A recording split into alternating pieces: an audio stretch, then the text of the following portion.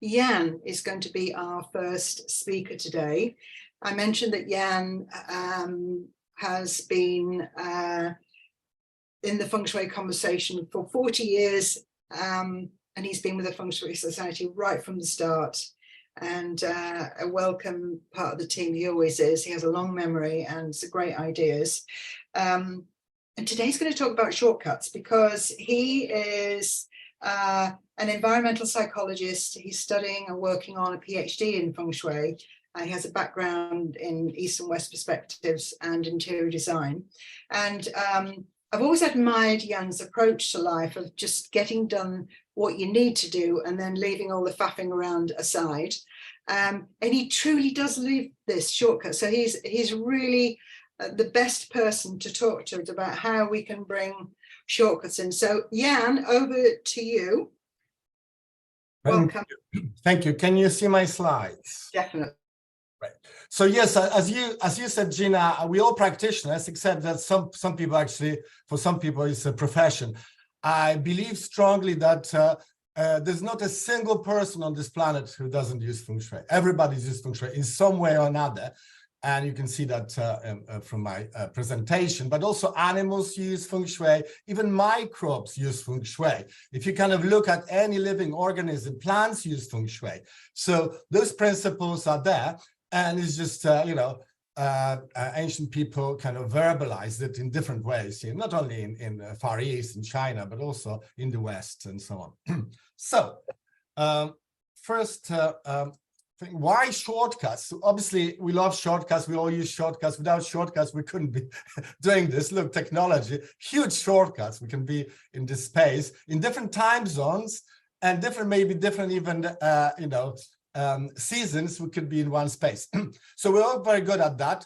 And there's different names for shortcuts: hacks, time savers, cognitive accelerators. Ergonomics is part of shortcuts, rule of thumbs, heuristics, and basically help us to get things done. And an example of that would be prevention is better than cure. It's a shortcut, but also it's kind of a wisdom, yeah. So during the talk, I want you to think about your shortcuts specifically to Feng Shui. But if you've got any other amazing shortcuts, let us know. I will have some time at the end to look at that, and you can put them in your chat. There'll be some links. I'll put some links as well. Some of the things I'm going to talk about. So just a quick first shortcut. So I kind of use this idea that Malcolm Gladwell wrote the book Blink, How People Make Good and Bad Decisions. You should read both parts, because the first part is about how people make bad decisions, but second part is about how people make good decisions. People just get stuck on the first part.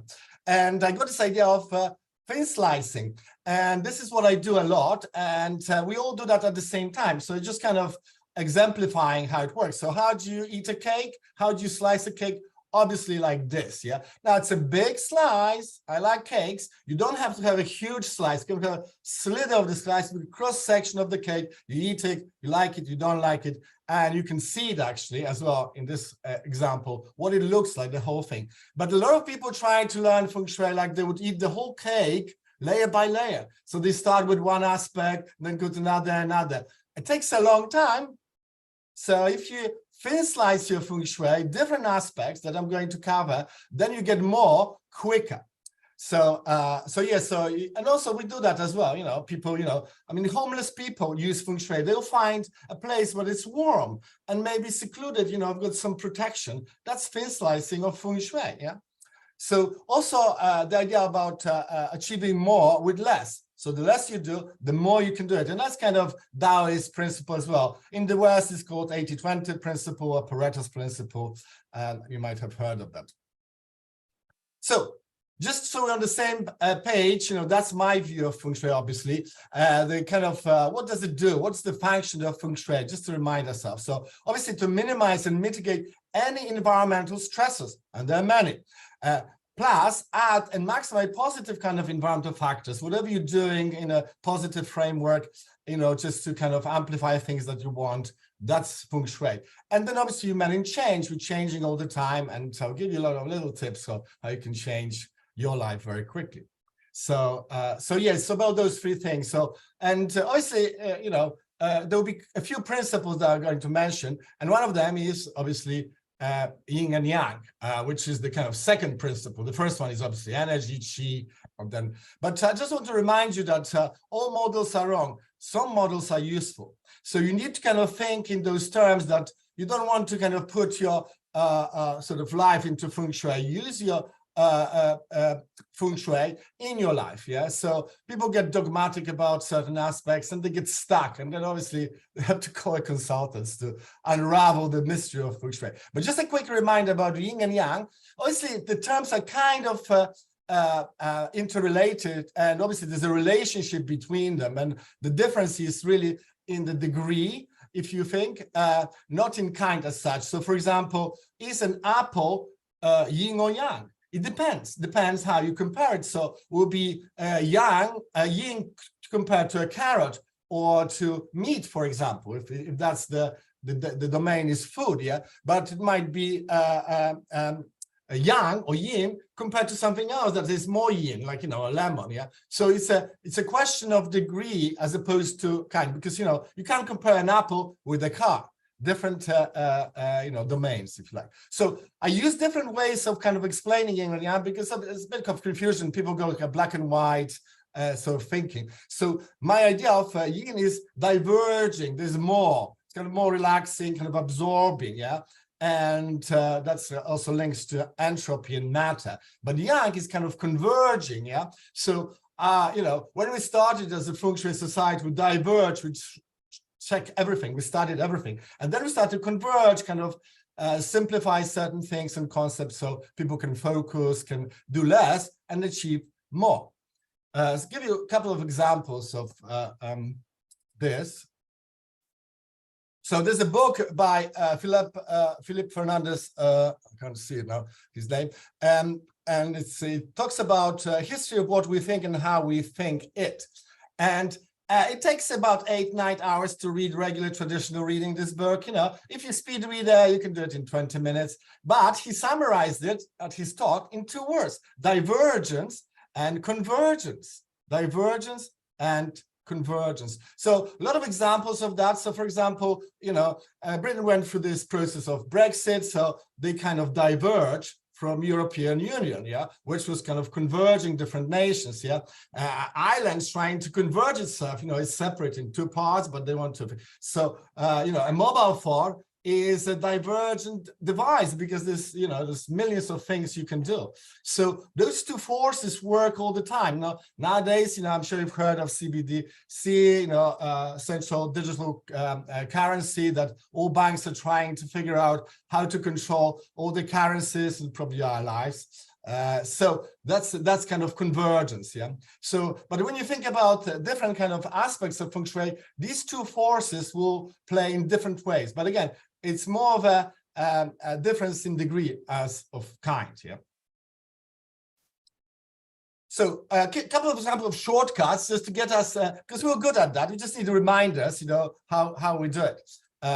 So NASA has spent allegedly, hundreds of thousands of pounds to develop this super space pen that for astronauts, and you can write with this pen anywhere, in any environment, outside the space, in the ocean, anyway, in any position, yeah.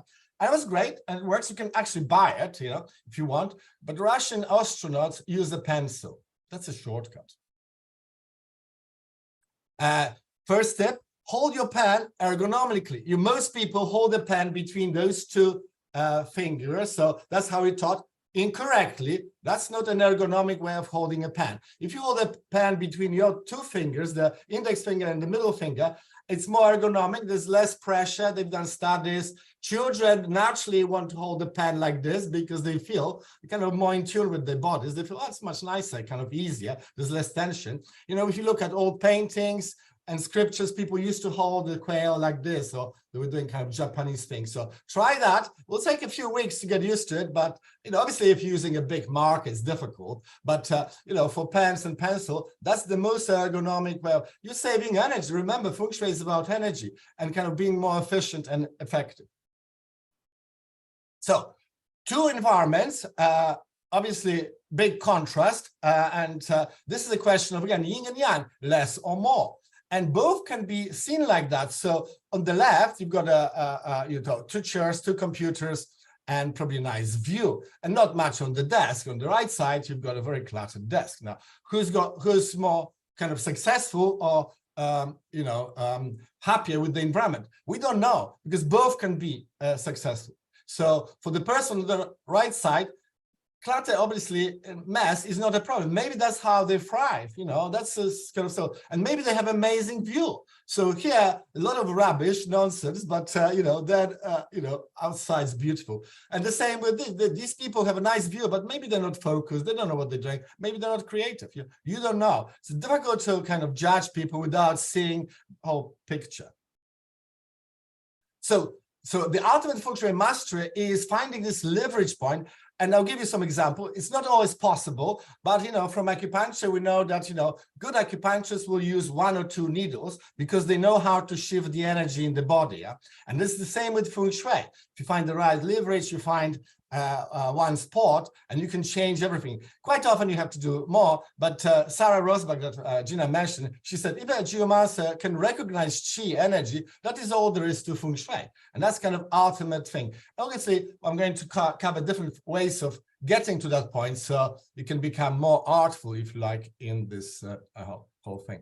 So first example, I'll talk a bit about the biases, but there's a Dunning-Kruger bias where we think we know more than we do and underestimating what we don't.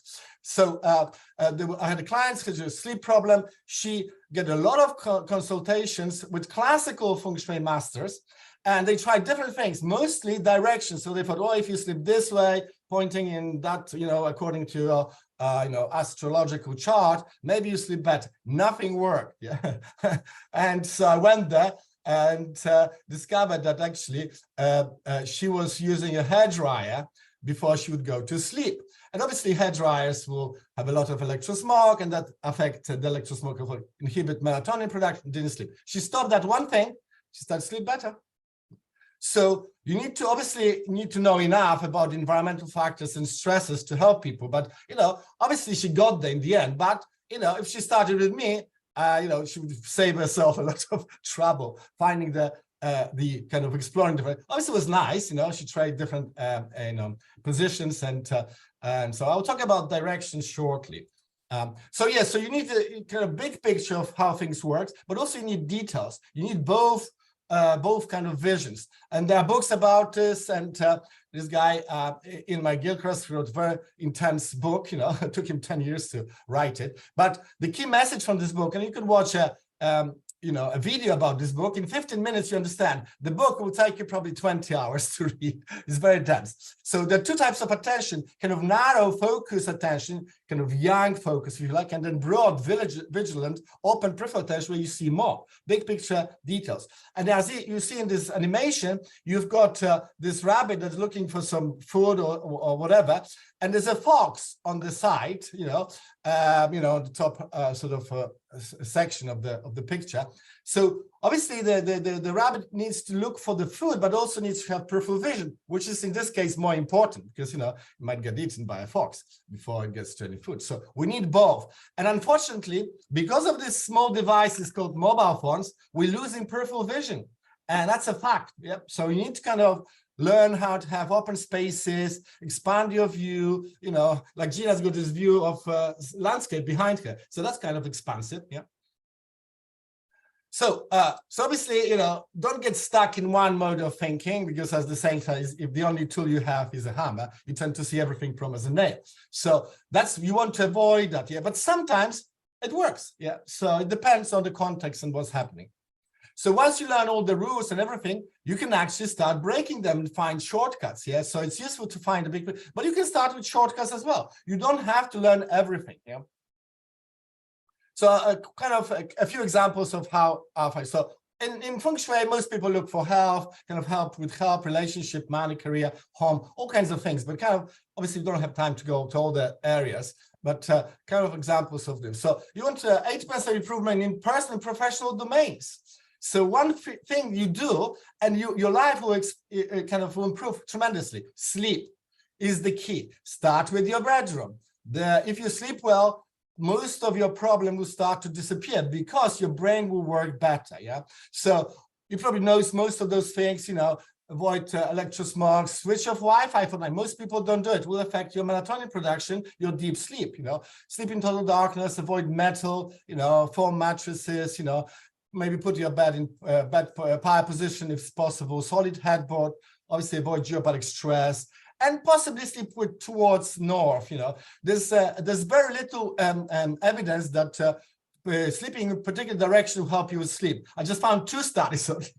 One was that sleeping towards west was better than east, and it was a very small group, so we can't generalize it. But it was a bigger study of how animals arrange themselves, but not all animals. Some animals like to arrange themselves with the head towards north, because they kind of arranging themselves with the magnetic field of the earth. So that can work, but not all animals, and even the animals of a particular type, not all of them. So it's not universal. If it was universal, everybody would be doing, all animals would be doing, and humans would figure out after so many years being on a planet that that's the best direction. So, but obviously people use astrology and that's why, but there's certain things are more important than others. The reason it's important, sleep, because of your deep sleep. In deep sleep, it's the most essential part of your health. All the rejuvenation happens in deep sleep. Your DNA repair, everything is happening in deep sleep. So the more deep sleep you have, the better. So electrosmog, geopathic stress, light affect the melatonin production and affects your deep sleep. So it's a 90-minute cycle. It's not how many hours you sleep, it's 90-minute cycle. And you can see in the chart on the right, that the first kind of deep sleep cycles are the deepest and then get less and less. So want to improve your productivity at work? 30% increase, yeah? Have your monitor ergonomic. So that's not an ergonomic way where people sit and look at the monitor and the neck had to, you look down on the monitor and the muscles at the back of your neck get affected, and that affects your processing capacity. So the best way is have your screen in the middle kind of your eye level. So you need to move. Most computers have kind of stance you can adjust. Unfortunately, I'm going to stand that. I had to put a lot of books underneath, but it works. So yes, so you need to have and the study suggests just that one thing can improve productivity up to 30%. Now, for women, the size of the monitor is important. So the bigger monitors, women perform better. For men, it doesn't make that much difference. Yeah. So obviously, if you're working from a laptop, you need to have breaks. Yeah. So then kind of optimize how your head works. Examples of clutter and non-clutter. So Steve Jobs, the founder of Apple, very cluttered office. He was most creative then. Then he went into a Zen mode, nothing really, and not so creative. And then his successor, Tim Cook, look at his desk. Look how tidy it is. That's not possible. Nobody is that tidy. I think it was a photo shoot, but it takes a lot of energy and amount of attention to organize it in a grid-like way, And unfortunately, Apple's not very creative now. So I think it should mess up their offices big time, and maybe the creativity come back to. Just remember this, that's the first desk by Steve Bezos, Amazon. I think he made it up from something. I think it looks like one of those things that we use for wallpapering the walls. So you just, so yeah, so it doesn't matter really, ultimately, but obviously it helps, if you've got a nice office, nice desk, it helps. You want to boost your creativity, which is important in life, and finding shortcuts, have more plants. So studies suggest, a lot of studies on plants and biophilia, the more plants, the more nature you have, the happier you'll be. So, and it's difference between, sort of original ideas by males and kind of other ideas, creative ideas by females. Yeah, so there's women and men kind of look differently at certain aspects. Obviously, kind of generalization, but see what works for you and what plans kind of work for you best. So now this is a big one. You want to decrease your inflammation. Inflammation is the kind of problem behind any illness, really. So it depends on the studies, between 10, 50, 80, 90%, you can decrease inflammation. Very simple idea. And some of you are already doing it. It's grounding or earthing. Lots of studies on my website. You can look at those studies and kind of connects you with the earth, to Schumann resonance. Obviously, we can't walk barefoot everywhere. So there's an option. Your bath, if you've got a bath and you have spent maybe 10, 15, 20 minutes in your bath, you will naturally be grounded. Yeah, I've tested lots of baths, and most baths are grounded, unless it's plastic and there's something wrong, very rarely. So, you know, if you touch the tap, you know, you're washing dishes, you'll be kind of grounded as well. Yeah. So obviously add some Epsom salts, magnesium, because when you're stressed, your body depletes itself of magnesium. So add some Epsom salt, and that's one of the best way to absorb magnesium actually through your bath. Yeah. So Paul McCartney famously started the whole movement on the cover of this. Obviously, he was upsetting his habit of smoking. so and there's some interesting studies how that works actually. People who have bad habits and they start grounding themselves, and things change. Yeah? So there's earthing mats, you know, sometimes it's not possible to have that, but so you can buy them, like check how it works. It doesn't work everywhere. So you need to kind of have somebody to measure something. But I developed this device called Schumann resonance generator, and this my website. I'll put some links later, and it kind of puts that frequency around you in your home. So your body naturally seeks that frequency because it's a natural kind of relaxation state, the alpha state. You know, the 7.83 hertz. It's more or less the alpha state, so it kind of relaxes you. And there've been many studies on that as well. But the easiest one, automatic tiles. I love this. A lot of houses have now tiles and are recommended. Obviously not everywhere, but the kitchen, you know, bathrooms, obviously. And you can measure the grounding effect. You can get this little kit online, and you can measure how much, this electrosmog is in your body, and then you ground yourself, it goes to zero. It's amazing. Very simple. Once you do it, you don't have to think about it. It's a hack. It's a shortcut. And, once it's done, it works. Yeah. So you want to improve your relation, again, different percentages, because people are different environments, but you want to improve your relationship, have more pictures of people, your family, friends, anybody. Some people don't like it, so there'll be another shortcut for that. Yeah, because the more pictures you have, your vagus nerve, which is the most important nerve in your body, gets activated. But any pictures, will help. But cold showers is the easiest way to activate your vagus nerve, and then your body works. So a couple of minutes, especially at the back of your neck, if you put some cold water, it activates your things. But anything kind of makes you happy will activate your vagus nerve. So reading, people like reading. Obviously, I'm a bookaholic. I've got thousands of books. And so the more books you have around, you make you happy. Now, there'll be one hack for reading as well. Will help you with studying more and in terms of Feng Shui. But in this picture, you've got mirrored tiles. So avoid anything that kind of fragments it. The whole world is kind of fragmented, so it's diverging, which is good. Sometimes that divergence is not positive, but avoid anything that kind of divides. So some people have the mirrored tiles, some people have mirrored cabinets, and they be divided in half. So avoid that, yeah. But get more books. You don't have to even read them. Studies suggest that the more books you have, the more intelligent you'll be, and you don't actually need to read them. Obviously, by reading, you become even more intelligent and wise. Yeah. So we've got this idea in Feng Shui. Bagua, it's a shortcut. It just gives you your life encapsulated on one page, so you can look at different areas of your life and just change them. Yeah. So a couple of stories from my life. So I got this postcard from Tallinn, from Estonia, from a friend, and I put it in the travel area of my office. I wasn't intending to go to Tallinn, to Estonia. 3 months later, I was working for the government of Estonia. I couldn't believe it. So be careful what you put on your walls. I can tell lots of stories. Another example. So at one point, I changed the screensaver on my computer, kind of nice open spaces, beach. I've never been to Caribbean. Yeah. 6 months later, I ended up living in Barbados for a year. It was a long holiday, very hot. Yeah. So Feng Shui is a kind of ritual, but you need an intention. Obviously, we're doing all kinds of things, but you add that intention, or sometimes without intention, like in the case of Tallinn. It wasn't my intention to go there, but it happened, yeah?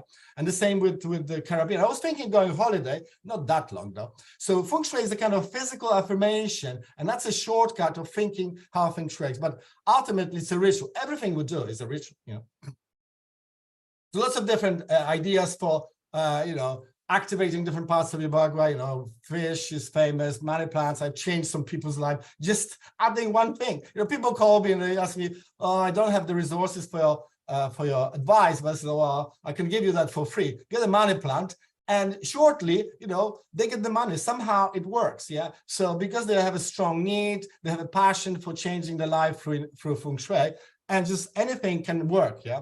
And sometimes you need to be more specific, but sometimes the general advice like that would work as well. Fish owners are one of the happiest, the studies suggest. So, but obviously not everybody's into fish tanks, but pictures of fish. There's a nice kind of koi cup. Actually, I sell it on my website. It's a 3D picture, it's gonna get the depth of the fish. Yeah. So we all geniuses, and we notice things all the time, and just some people just kind of go next step and do something about it. So Alexander Fleming discovered penicillin because he was a very, very messy lab technician. He left petri dishes and they kind of started to get moldy. He discovered penicillin, saved million lives. Yeah. So obviously, we get distracted, lots of things, we notice things, but we get distracted. So kind of this building the pattern recognition ability is very important. And this is how you do it. So obviously, you analyze things, you see things, we have 300 million pattern recognizers in our neural. We see patterns all the time. You wouldn't recognize me if you didn't know that the face looks like that, yeah? So you analyze, you break down that kind of divergence, kind of yin domain, and you synthesize information into something that is useful. So on the right side, you see this lady, she's too close, obviously, to the numbers, and that's why she can't see it. So remember, focus, but also big picture. And quite often, big picture is more important than the details. So very simply, what changes the most, what is repeated, what's missing will help you to identify a pattern. So in your home, where are the changes? Obviously outside, inside, that's a big change. Between the rooms, in the thresholds, in the doors, that's a big change. Staircase is a big change. Yeah. What is repeated? What things you have most in your home? Yeah. And one client, and I walked in, it was like lots of triangles. I couldn't believe, like, a triangle mirror. Not many people have triangle mirrors. And the first mirror was triangle ashtray, triangle pots. It's like, what's the deal with the triangles? And then I look outside. It was on a triangle plot. So the triangle plot affected them, primed them kind of subliminally, and they start collecting. They didn't notice. It's like, oh yeah, it's actually, yeah, lots of triangles. They didn't notice they were collecting triangles. And obviously what's missing, what's not working, what can you change? So looking at difference and sameness, but a basic kind of algorithm, this computer and the Zoom works on the most basic algorithm, so you can use some technologies, shortcuts, is and or not. So when you look at something, you can ask yourself and, or you can ask yourself or you can say not. Yeah. So that's the most basic algorithm. There's a book about that as well. You can read about. So yeah, those three things, what changes the most, what's repeated, what's missing, will help you to look at patterns, and you know what's working, what's not working, what to change. So a very random pattern, but you already know the pattern. You're just seeing it and not seeing the pattern yet. So it's random, but that's the pattern. And you do it all the time. So random, yeah, all the shapes, but that's the pattern. You know the pattern, you remember the shapes, you'll know which shapes is which. Yeah. So, another example. So if you've seen this picture, you know the little thing that is hiding there. So do you see the trees instead of the forest, or the other way around? Or there's something else, So I'll give you a little moment, and suddenly things will start to pop up. And the word is faces. So there are a lot of faces. Yeah. So before you didn't see it, and now you're seeing it. Faces, yeah. And you can't unsee it now. Once you see the pattern, you can't unsee it. Yeah. You can't unsee it. So the face on the bottom right, nice noise, looks like face. And then try not to see it. You can't. You can't. So once you activate your kind of pattern recognition, which we have naturally, it's nothing, but start to think about it, reflect on it, you start to see patterns everywhere. So little fun thing for you, which word jumps at you? So just focus on one word. You can do more. There'll be words kind of hidden in this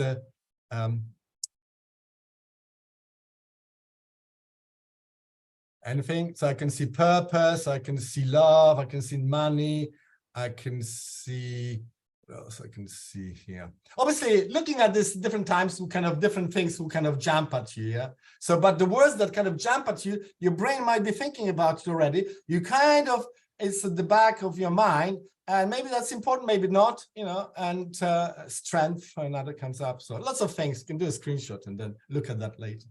It's kind of a fun thing to do. So people have been thinking about it for ages, so it's not rocket science. You don't have to invent all those things. There's something called TRIZ, yeah? And it's a Russian kind of invention. People who are working in a patents office, they notice patterns and they then verbalize them. So there's 40 different patterns, things that change. You can apply it in Feng Shui. So, on the right side, I can pull out some of my favorites. Skip harmful action, stop eating junk food. It's a shortcut. It actually doesn't cost you because you're not doing it. Yeah. Color changes. You can change the color, in Feng Shui. Yeah. You can do certain things that work, certain feel less that way. So lots of different ways of looking at it, but the information for kind of pattern recognition changes out there. And it's not defined specifically to Feng Shui. And these principles are kind of universal. You can apply it to anything. You can apply all those principles to your relationship if you want, or how to set up a business. So priming. So I'll give you a little tip, how to read all the books, you want to read very quickly. So I haven't written any books on Feng Shui, but I wrote one book on speed reading. That's my book on speed reading. And there's a technique. So I'll put you the links and you can read about that techniques. But basically what you do, you take a book, any book on Feng Shui or anything, just pick one book, and you open the book on first page, yeah? And you look at 4 corners of the book and you turn the pages as quickly as possible. You don't move your eyes from one page, so you see both pages. And you kind of download that book. And basically it primes your brain. So this is what I'm doing. I'm looking at you. I don't even have to look at the pages because it's in my peripheral vision. And my brain is kind of scanning the information. So then when you go for the book, you go quicker because you've seen it once. You already have seen it once. And that's priming. Another example of priming. So if you fold that's a good example. If you fold a piece of paper very quickly, it takes about 5, 6, 7 seconds. Yes, and you can't fold it again. Yeah, and then you unfold it.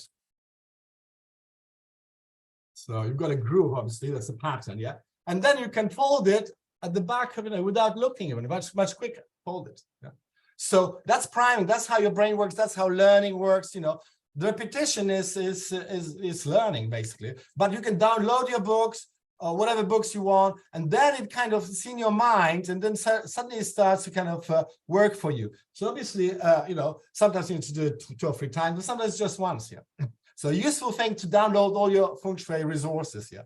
And there's more on my website, on Speed Reading website. So then you've got all that information, you kind of overwhelm. A lot of people read and study everything. So simple questions will get you the right sort of information. So what does it do? Yeah. What does Feng Shui do? What does this remedy do? That will give you extra information. You start to kind of probe into the area. Do you want more? Or do you want less? What else? Yeah. So these are sort of key kind of question you can ask, kind of lenses that help you to assess the information, and then you know what's relevant, what's less relevant. So there's a lot of kind of sloppy thinking, unfortunately, in any discipline, not only Feng Shui, lots of superstition and nonsense. Actually, people pay me a lot of money to unravel the mystery of Feng Shui, and that's basically because we have confirmation bias. We want to see certain things. You're making assumption. Lots of superstition. We're all superstitious to some extent. Kind of wishful thinking that moving furniture will change all my life. Can change certain aspects, but maybe not all your. Kind of lack of basic common sense, basic knowledge. People don't understand how physics works sometimes. Yeah? Limited beliefs and kind of perspective, and basically lack of critical thinking. People not questioning, not researching, not challenging the dogma, and so on. So I wrote a blog about, and I think I talked about the bias at one of the other talks. So there's a video about that on our Feng Shui Society website as well. So so you need to challenge yourself, talk to people, have some kind of a way of reflecting on all that information. So famous picture, those guys trying to figure out, and they're looking at details. They're blind. So they're looking at it and they're reporting to each other, and then after some time, maybe, but they should ask somebody who's good eyesight and will tell them what it is. Yeah. So that's a shortcut. Yeah. So the same, so there's certain obviously things that we know, and some things that we don't know. And it's good to be aware of that. Yeah. And we're all learning. So we want speed, we want things done quickly, short of time, and then results, we want effectiveness. And it's a good example of how it works. Also, that applies to Feng Shui. So in the first, on the top, this boat or ship or whatever is going in the wrong direction. Everybody's drunk, the engine's not working, it's a mess. They're not going to get where they're going with the thing. And then they sort out the engine, the new captain, everybody's working perfect, but they're still going the wrong direction. So direction, what you want is more important than actually how you do it. Yeah, obviously, if you're going the right direction and everything is working, you're going to get there faster. Yeah. So putting things right in the framework doesn't necessarily change the framework. It's a starting process, yeah, but it's not everything. So coming back to this picture, my favorite example. So, sometimes doing nothing is better than being busy doing nothing. Yeah. So there's people on the left, maybe they've got a nice clean environment. Obviously, there's some issues, got a sloping ceiling, and those office chairs are not the best office chairs. They're not office chairs. Yeah. So lots of things can be done. Yeah. But maybe there's kind of sitting there and being distracted by the nice, view. But the person on the right with the messy environment, very focused. They know what they're doing, and the clatter, the noise, doesn't disturb them actually. Yeah? So it all depends. Yeah. So another way of looking at this is kind of thinking what affects us most. Yeah. And obviously power is very important. It's a measure of control you have in your life, and you can't control your environment. So there's a little picture of a boat. So we can't control the sea. We can't. Yeah. Can't control the weather as much. Yeah. But we obviously can control our boat. We can control what we do. Yeah. So what has authority of your life, Feng Shui or you?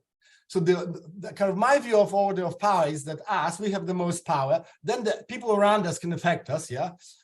Family, etc. And then the environment. Then Feng Shui. So Feng Shui is important. Obviously, you want to have a nice environment. It's all good, but it's not the most important thing. People like Nelson Mandela. He was in a prison for over 20 years. It didn't affect him, kind of make him stronger, actually. Yeah? People who survive concentration camps, again, so you need to start with yourself, then look at others, and then the environment. Yeah, obviously, look at all of those things, and then you're unstoppable. So there's a placebo concept, and I wrote a blog about it in more details, but basically placebo and nocebo, opposite of placebo, it kind of help you to understand how Feng Shui works, and it's magic. Yeah. So placebo is a positive belief how things works, kind of self-fulfilling prophecy, your positive expectation. It's basically a ritual. Yeah. And nocebo is opposite. It's a negative belief, kind of self-defeating prophecy. And a lot of people, including myself, sabotage sometimes good projects. Yeah. There's loads of research on placebo, but it's in one way of all Feng Shui is placebo. You can't separate the ritual that you do, even if you think it's all science and research behind it, but you can't separate your intention because you're moving your furniture for something. You're not doing it randomly, just because you've got nothing else to do.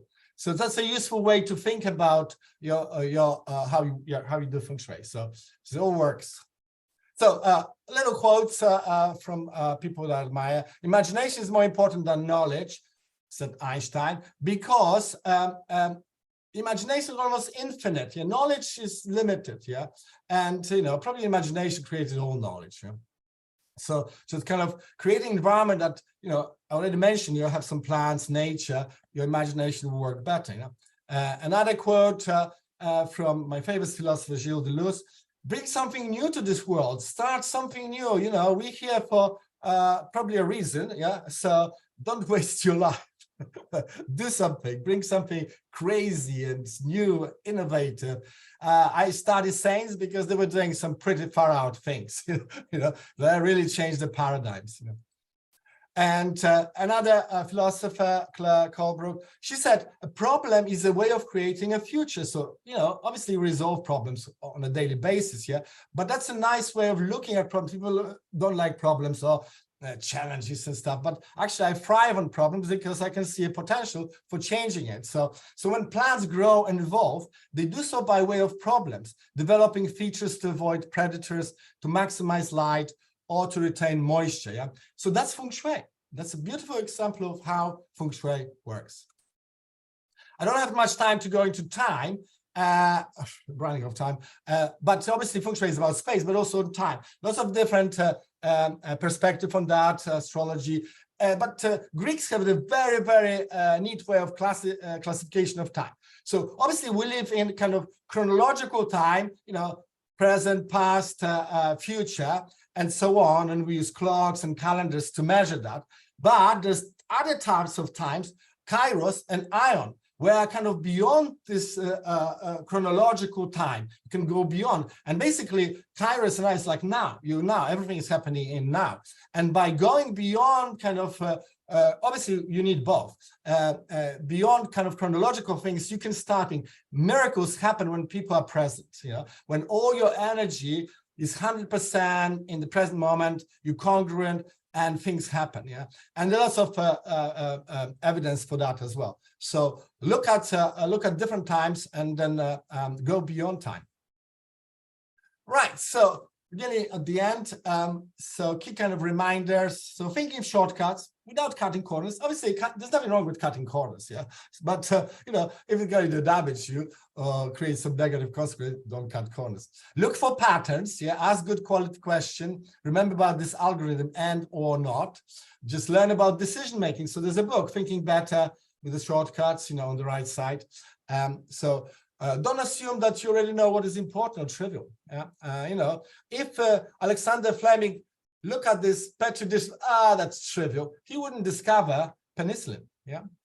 And again, so be on the lookout what might be overlooked. And obviously details are important, but also big picture. I think big picture is more important. Be curious about study tests, question things, empower yourself with evidence. You look for evidence. You've got the internet, go to Google Scholar, all that research about different aspects is there, But also think like those people, like a Feng Shui master, like Sherlock Holmes, like philosopher, or any other people who are very good at those shortcuts, And kind of, obviously, the Swiss knife is a convergence. You can do many things with one little knife, So the last thought is sometimes you walk on water, and sometimes you take a bridge. Remember that. There are different ways of doing things, And we've got a bridge in London. This is the Millennium Bridge. There was a problem. A lot of people start walking, got wobbly. So without rebuilding the bridge, they put some stabilizers, the dampers, and not cost them a bit, but not rebuilding the bridge, and so they fixed the problem. That was a shock. So what I'm interested now is, what are your shortcuts? So, you can unmute yourself and tell me very quickly. We've got a bit of time, or put it in the chat. So there's my details, and I'll put also the links that I was talking about. So anyone? Do you want to change the screen so that we're looking at you? Everybody could maybe take a screenshot of your details there, and then we can see you, Jan. If you stop the sharing in a second. You have an interesting mind, Jan. Thank and you. we're grateful. You're an original thinker. Let me spotlight you. Right, thank you. Yeah. A spotlight. Okay. So I'm putting the links in the chat so you can get all the links. Okay, well done, lovely. And your question, well, people may have questions. We could do a couple of minutes of that before we go and have a tea break. Has anybody got a question? And you asked them a question, didn't you, to give you a feel about what their shortcuts were. So I don't know, anybody wants to write anything in the chat or put their hand up. I'll look at the big view to comment. Oh yeah, we've got a comment from Marta.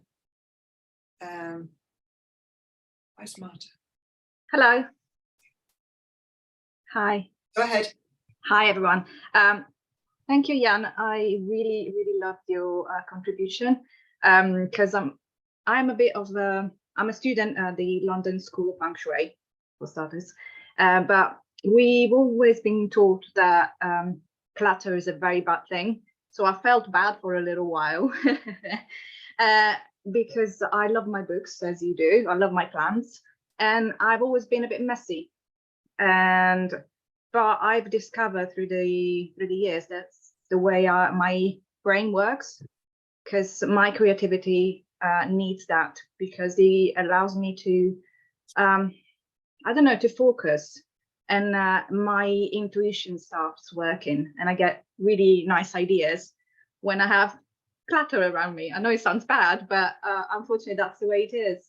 And you know, I felt bad for a while, but now listening to you, I feel a bit better, to be honest. There are books about clutter that is good for you. Yes, so I think I've got a blog about clutter as well somewhere. Yeah, so, I'll go and have a look. Thank you so much. People have different preferences, and you have to respect that. There's some studies suggest that when people have clear environment, they maybe think better. But there's, you know, people who are very creative, and yeah, exactly. I think creative people need. I'm not saying like having junk everywhere, but I think they need something that sparks the creativity. They need to have that focus, something that really, I don't know, makes them figure out things. Einstein famously said, you know, if a cluttered desk is a reflection of a cluttered mind, what is an empty desk? Yeah. Yes, that's very true. So thank you so much. If it works, use it. If it doesn't work, don't use it. Yeah, thank you so much. Can I just add about dismantling the aspect of clutter, because there's clutter of too much stuff that's been around a long time, that's not put away, that's in the wrong place, has no value, and then I have a tendency to come and explode. I've got a newspaper, a book, something arrived, lots of things around, and it stimulates me. And I think there's different types of clutter. There's the long stuff that's not put away, that really does not add any value except remind you of things you haven't done. And then there's stuff around that stimulates rather than a pristine vanilla environment. So the word needs unpacking, and I think you're making some good distinctions there. Well done, Marta. Anybody else got a question? Yeah. When I can't find anything on my desk, I start to declutter. Yeah, but if it's working, because it takes a lot of energy to keep clutter-free environment, so sometimes it's not efficient. Yeah, you have to work out your own way of being with your stuff, don't you? Okay, thanks, Marta. Anybody else want to make a quick comment before we have some comments in the chat? Yeah. So Joy Taylor, my shortcut is asking the client what already works and what doesn't work for them in spite of any feng shui rules. Don't try and fix something that isn't broken. Keep things simple and practical. Absolutely, that's a shortcut. Yeah. Another one, Becky, what are my shortcuts? So many little things in the everyday, I think, like an extension cord with an off switch where I keep my phone and computer chargers plugged into, and it's tied onto a bookshelf, so it's close to a chair. Yeah, proximity, you know, making things work, you know, it's ergonomics. Yeah. Yeah, very good. I find labels helpful. Just label things, then I can find them. And then when they're not there, there's a label and the container's empty. And another quote from Dennis Lee is, what feels good is good feng shui. If it doesn't feel good, it's not good feng shui. Yeah, use your emotions, you know, to evaluate your environment. Yeah. Does anybody have any questions about that, or are you all kind of still digesting the information? Jan, do you just want to quickly put up your last page that's been requested with the contact details? And then you can, people can, you know how to take a screenshot on your computer, you can take that. It'll be there in the recording. Just do that. And okay, we're a few minutes over, but we're going to have a 7-minute tea and break. Break. 7. Come back in 7 minutes. At 3 minutes past the hour now. 7 minutes past the hour. You can stay here and ask Jan a question if you choose to. We can record it and then it will be on the record. But if nobody's got questions, everybody's having a break. So